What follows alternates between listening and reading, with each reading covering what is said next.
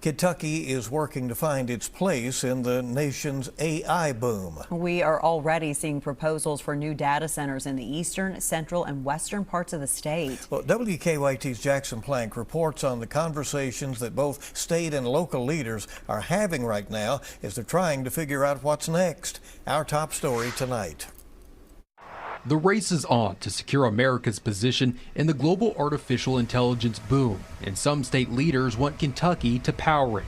Senate President Robert Stivers argues the Commonwealth can play a leading role, insisting utility rates, not water supply, are the key concerns to manage. These can be economic development opportunities that have a huge financial tax-based impact to the positive to a local community if done right.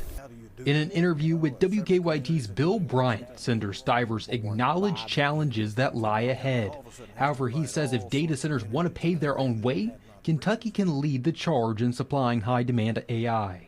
Maybe the biggest concern is where they're placed, but you don't want them placed where it ruins the fabric of the community. What is best for that fabric is where the Senate President's economic vision clashes with what city leaders in London say is their immediate reality. To protect local resources, the London City Council passed a 2-year moratorium on data centers in August. Councilwoman Donna House says the City Council simply wasn't ready to take the risk.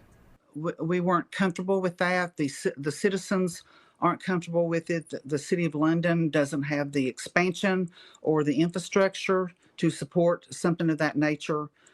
House says the moratorium is about gaining transparency on developers and their practices, warning they will not let family farms and local housing be replaced by data centers. But as London slams the brakes to protect its land, Stivers says he expects the conversation on how Kentucky can power America's AI boom to continue in Frankfort.